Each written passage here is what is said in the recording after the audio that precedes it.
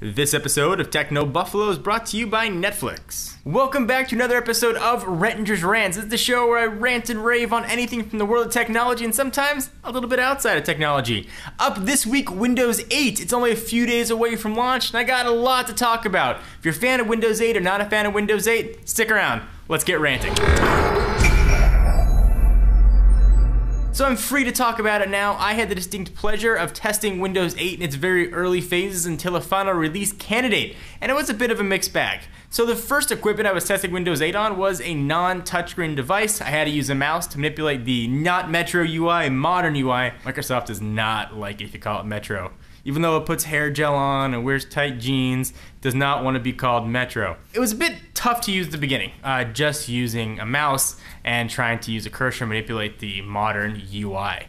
Then I was able to get my hands on a touchscreen laptop, a next generation Ultrabook, and Windows 8 suddenly became much easier to use. But one thing became very clear to me, especially recently I was looking to get a laptop for my mother-in-law, deciding what to get. Windows 8 has a tremendous learning curve.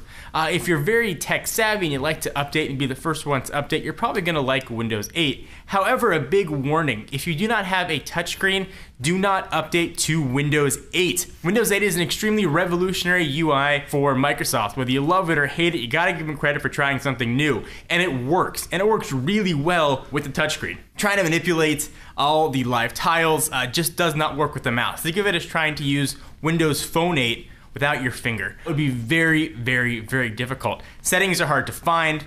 If you want to try and shut the computer off, for example, it could take several minutes to figure out how to do it. And then little things like that tend to add up time over time over time. But if you're like me and you like to explore, you're going to love the opportunity to do that. However, if you're like my mother-in-law, it is going to be an absolute nightmare. So if you're looking to get a new laptop in the near future for you or for somebody else, or a desktop, think about who you're getting it for before you decide if Windows 8 is going to be right for you. I will say, could I use Windows 8 on a daily basis? Yeah, I'm not entirely sure yet. I think a real yet to be seen is how developers are going to respond to the Metro UI. They can develop apps either for the Metro UI or just for the operating system that'll work just as regular Windows apps have. And it's been a bit of a mixed bag. It's been very cool to see Windows 8 go from the very first beta, to actually it was an alpha test that I had, to the final release candidate that's coming in a few days on the Surface. It's going to be very interesting. But having a chance to use Windows 8 on a traditional laptop form factor, maybe even more excited for the Microsoft Surface, their dedicated tablet. I think Windows 8 is perfectly suited for a tablet environment, especially with that little fold-out keyboard. Should be pretty awesome setup. But the purpose of this rant,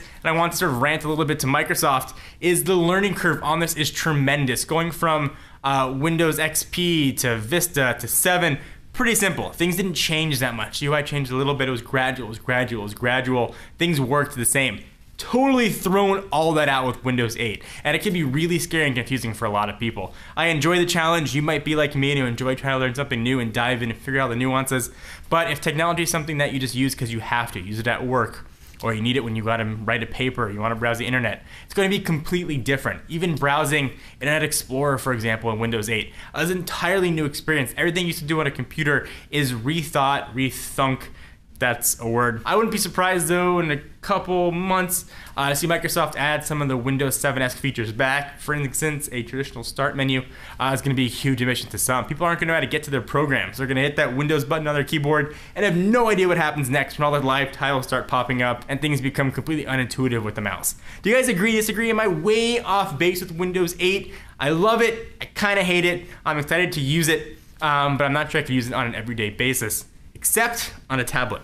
We'll have full Microsoft Surface coverage coming up very, very soon. I want to take a minute to thank our friends and sponsors at Netflix. Netflix streams TV shows and movies directly to your home, saving you time, money, and hassle. As a Netflix member, you can instantly watch TV episodes and movies streaming directly to your PC, Mac, or to your TV with your Xbox 360, PS3, or Nintendo Wii console. Watch as many movies as you want, anytime you want, cancel anytime. To get a free 30-day trial membership, go to netflix.com/buffalo and try it out now to get all your streaming on.